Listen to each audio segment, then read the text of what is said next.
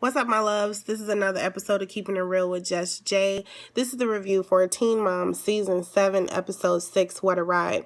Okay, so this time I'm going to do it a little bit differently, and I'm just going to go down the line and review like each lady and their situation.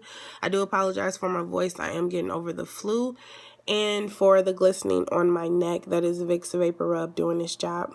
All right, so I'm going to start from lightest to like roughest based on this episode. So let's start with Macy. I think that it was super cute that her and her husband went skydiving. I was like, oh, that's so cute. I was like, no, I wouldn't do no shit like that. The closest that I would probably do is like indoor skydiving, because that's like not jumping out of a freaking plane. And it was so cute when his barber was like, yeah, that's where there's a cultural difference. And I was laughing like, yeah, because I don't know too many black people that have actually skydived. I know quite a few that have done the indoor skydiving, but none that have actually like jumped out of a plane. So I thought that was super cute. Okay, so on to when Macy was on a friend. I cannot talk today, y'all. I'm sorry. When Macy was on the phone with her friend, and her friend was like, has Bentley went to see Ryan and his grandparents? And she said no. It's getting tough, y'all. It's getting tough because even though he hasn't asked about the situation, he's accustomed to going to go visit with his grandparents every other week or whatever arrangement that they have. And that just like came to a halt. And I don't know what Macy is telling him when he asks, like, when am I going to go see? I think he calls them like Mimi and Papa, or whatever he calls Ryan's parents. But I think that's like, is getting a little tough. Like, what's going on? Because I do think that the grandparents should still be able to see Bentley because they haven't done anything negative. It's more so Ryan. So I think that needs to be separated, and it hasn't been. Okay, so Farrah. Part of me feels really bad for her because she has so many fucking issues. And like, I don't say that in a negative way. I say that in a way like she really needs to go to therapy again, because I know that she's been before. But I think she needs to go to therapy and really unpack some of the stuff that she's holding on to. It's almost like she has a love-hate relationship with her parents, especially her mom. And her mom only continues to come around out of some sort of guilt. And it's like sad to watch, because my whole thing is like, you can see the mom is like really trying to move forward. Deb is really trying to move forward. She's really trying to continue and like grow and like, let's put the past in the past. Let's do different. And Farrah is adamant about reminding her mom and her dad about what transpired in her childhood or whatever. And they take that shit. Now, the thing that I don't like, and I'm going to be very real with you all, is that Farrah doesn't have anyone in her circle that keeps it real with her. Everyone around Farrah is a yes man or a yes woman. No one tells her no. No one tells her what the real deal is. No one tells her like, no, you were wrong in a situation. Get your shit together. Everything is not always somebody else's fucking fault. A lot of that shit is on you, Farrah. And the really sad part, you know what I'm saying, is that you're projecting some of that shit on your baby. That's when it gets to be a problem. See, most adults don't become fucked up adults until, or let me see, how can I say this? Most adults become fucked up adults because they didn't deal with shit from their childhood. Now, look, people gonna be like, that ain't true. This isn't that. That's my assessment. That's why it's my page, my opinion, my review. If you have a difference, hey, feel free to comment. Let's start a conversation. But in my opinion, most adults are fucked up because of some shit that they didn't deal with in their fucking childhood. And I think Farrah is a very strong example of that. I don't really know what happened with her, Michael, as she called him, and her mother. But whatever it is, the shit is getting deeper and deeper, because each year it's like she spirals more downward. Now on the professional side, hey, Farrah, you are very well put together. No one is going to take that away from you. You're under 30 years old. You have 3 businesses. I'm sure that you probably, if you're not making 6 figures, you might be making 7. And I put my hat off to you for that. When it comes to social situations, family situations, personal situations, like, you're fucked up. If you look at, like, if you're a real Teen Mom follower, I don't think she keeps the same friend more than a year or 2 years, because the minute that someone tells her no, they're out. And I think that she tries to also, like, buy love, and, like, boo, you don't have to do that. When somebody really cares for you and when somebody really wants to be around you, you don't have to spend no money. They're going to love you just as you are. And they're going to correct you in love. They're going to talk to you in love. They're going to speak to you in love. But you have to be able to receive it. She don't have nobody in her circle, nobody in her corner that tells her, like, no, you're wrong. Nobody is telling her, like, boo, go seek some help. It's not all your mom. Whatever issues your mother got, let her deal with that shit. But you need to deal with your shit, because now, you see, when Sophia was in that restaurant, she started punching, like, she was almost punching herself, and she got mad talking about how she didn't want to see David and she don't want to ever see her grandmother again if she married David. That's not her talking. That's her mother having conversations about David around her, and now that shit is being projected on her, and that's not fair. When the kids are affected, that's when I get really upset, because they're babies. Stop putting these children in these adult situations. Stop. Farrah, if you by chance see this review, hey, I don't know if you do. Sister, I got mad love for you. I really do. But I want you to go and get some help so that you can unpack some of your issues, because you are too young and too beautiful to be holding such resentment. All right, let me get off my soapbox. Next up, Caitlyn. All right. So, first off, let me say, Caitlyn and Tyler are, like, probably one of my favorite couples. One, because they've lasted. They have been together since they were teenagers, and Lord knows we've both seen that they had some fucked up childhoods, and despite all of that, they was able to make it through. They were able to persevere. Now you see them kind of like in their season. You see them with little Nova, like they have their own business. They just got their dream house. Yes, I'm for it. I'm for it. All right, so to unpack the stuff now. Now, Caitlyn went to therapy too, and I think that it might be time to go back. The only reason why I say that is because now you're at a crossroads. Are your visits with Carly, well, one, let's start here. Are your visits with Carly to appease you or to appease her? Because now she's 8 years old. And you all know kids are really, really inquisitive. Kids are super smart. Kids are insightful. So they start to, let me kind of figure this out. So Brandon and Teresa are Carly's parents, right? So every year, every 2 years, you got Caitlyn and Tyler. And let's just say they introduce them as Caitlyn and Tyler. They don't say this mama and daddy. So Brandon and Teresa are having a conversation. Hey, Carly, like, we're going to go to the park tomorrow, and we're going to go see Caitlyn and Tyler. Oh, okay, Mom. Kids, they attentive to something for about 5 to 10 minutes, and then they forget about it.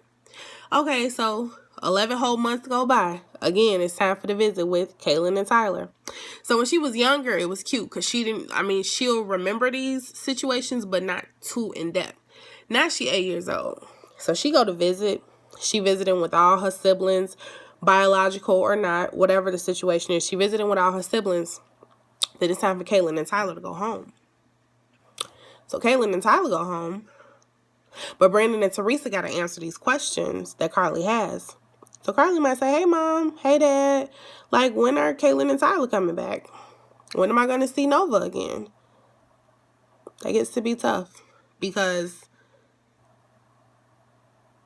Brandon and Teresa have established a life for Carly. They're her parents, whether you want to accept it or not. And I know it's tough because I'm not saying it in a dismissive way or not. I'm really not. So I don't want anyone to take it that way. But now you have to ask yourself, like, are these visits helping or hurting her? I think they're beginning to confuse her. And if you notice, if you're a real, loyal Teen Mom watcher, when Carly was smaller, Brandon and Teresa were allowing the visits to be taped. Then it went from the visits being taped to Carly's face being covered. Now they don't even want the visits to be taped. So if you are getting engaged on the timeline, they're getting real specific about their child's exposure on this show and also their child's face. They don't want her face coming up because they don't want Carly later on, because, you know, kids be looking online and stuff. And, I mean, I used to look online until I was like 17, 18 for stuff like this. But we living in a whole new era. So now, you know, she could be looking online one day and see, if they haven't divulged to her yet, that she's adopted. And that's a whole different conversation that Brandon and Teresa have. But they need to be able to have it in their time frame, not anyone else's, because they're the ones who have to deal with all of the stuff that comes behind those visits. So when I was watching this episode and I saw Caitlyn start to tear up and my heart went out for a second, and I'm like, man, it's almost like these visits are like healing a wound. Like, you've done the work to heal the wound, and then, like, once it's fully healed, you go back and puncture yourself in the same space where that wound was. So it's like you keep getting yourself injured, but you're injuring yourself. That's what it reminds me of, because it's so much pain now that comes behind these visits. Like, it's a joyful moment, but the pain that lingers behind it makes me really question, like, are these visits helping or hurting now? You know, just my thoughts. It's kind of heavy. Last but not least, Amber. I guess I'm on this therapy thing because Amber needs to go speak to somebody again too.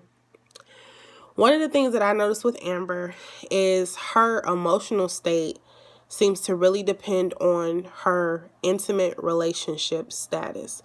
If things are going well in her relationship, things are going well with her interactions with Leah. When things are not going so well in her relationships, that's when her interactions with Leah begin to diminish and Gary has to pick up the slack. Now, in previous reviews, I've given Gary some slack because he do have a smart ass mouth, y'all. Don't get me wrong. And he be coming at Amber and I be like, all right, Gary, like, when she come back for your ass, don't say nothing, because he be making these little snide, like, comments, and like, it's not cool, because, you know, like, at the end of the day, this is my whole thing. Regardless of how you want to slice it, if somebody is your ex, you saw something in that person at one point or another that you loved enough to be in a relationship with. So don't talk shit about them now that y'all not together. If y'all didn't work out, cool. Be grateful for the lessons that you had and move forward. But he constantly takes jabs at her, and this is the mother of your child. So regardless of how you want to do it, you always are going to have to interact with her. Why not make it peaceful? So in this episode, Amber then got with somebody affiliated with Family Boot Camp. And I'm like, what the fuck? Like, first off, random as fuck. That's one. Two, like, she said she was, like, really depressed until the guy came to visit. Like, you don't get happiness from somebody else. Happiness comes from within. And if all of your happiness is dependent upon another person, how do you not expect to ever get okay? Like, if that person leaves, what are you going to do? You're going to go back to, like, to square one. And it's fucked up because, like, Amber has so much potential. And she's one of my favorites, too, because I just like the realness that she has. I think that it's so honorable of her to be so vulnerable about many of the issues she's had. Going to prison, having issues with mental health, not being the primary caretaker for her child. Like, it's a lot of stuff, you know, she's been very transparent about. And I appreciate that. Drug use, you know. But now it's like, okay, you know, you getting older. And my biggest thing is you can't keep having the same issues year after year after year after year. Like, okay, let's acknowledge that it's an issue. Then let's work on that shit. Why? Because you want to get better. And this guy, he just seems so random. And it was like red flags going up because now I don't know how, he said he's in cinematography. Okay, cool. But do you have hours? Like, do you clock in? Are you on vacation? Because he said he purposely missed his train. And, I mean, his flight, I'm sorry. And the first thing that went up in my head was, like, red flag. Like, Matt did the same thing. Y'all don't live in the same state. This guy purposely missed his flight. Now he just finna, like, be around. Does he have a job? Like, does he have a job to go back to? If he do, I'm gonna need for you to get your ass back there. Y'all FaceTime. Y'all do whatever the fuck y'all need to do. But don't be missing your flight. Like, Amber has the luxury of staying at home and chilling. You ain't got that. So I'd have been like, no, boo-boo, you need an Uber? You want me to drive you back to the airport? Like, what you want me to do? Because I'm going to need for you not to miss your flight. And then Leah is like, well, Gary got to pick up the slack for Amber. So he gets a little bit of leeway with some of the shit that he be saying, but like, just keep it to yourself. You know right now that she kind of not in the best state. So it's like, what? Like, then he was like, like, what about that child support? And I was sitting there looking like, because I was wondering, I'm like, every episode, it don't look like Gary do shit. Like, this show didn't help Gary ass too, because I don't know what he used to do for work when they was still dating and, they was together as a couple and living together. But like, the last couple of seasons, every time they tape and film him, I mean, they all at home, but like, that some of them like have jobs and stuff. What Gary do? If somebody know, comment below, please, because if I'm misspeaking, correct me in a heartbeat. But so you sitting back, like, these child support checks helping you just sit at home? Like, if they are, you need not say shit about Amber, because otherwise you have to take your ass and clock in on the 9 to 5. I'm just saying, unless, hey, if I'm misspeaking, comment below. But if I'm not, you shouldn't say spit, speak, or spaghetti if Amber is the reason that you can sit your ass at home with your kids. Amber, Farrah, Caitlyn, I think you all need to go to therapy. Just kind of talk that shit out. Please, unpack some of your stuff and really, like, assess y'all situations. You all are all beautiful women. I admire your stories. I appreciate your stories, but ain't nothing wrong with getting your healing. Like, Caitlyn got her little horse, and that's cool. But unpack some of the shit that you holding on to. It's a new year. Let's not go into this year the same way that we did previous years. I got kind of deep on this review. I had a couple of laughs here and there, but this is a deep episode, man, and my wheels started turning. That's all I have, though. I will talk to you guys very soon. Until the next time that we speak, you already know what to do. Stay peaceful and blessed. Oh, real quick, if you like this video, please go ahead and subscribe. Comment below if you have anything to say. Hopefully, I will hear from all of you soon. If not, yeah, I messed up that ending. I'm not going to redo this video, though. But stay peaceful and blessed. I'll talk to you soon. Bye.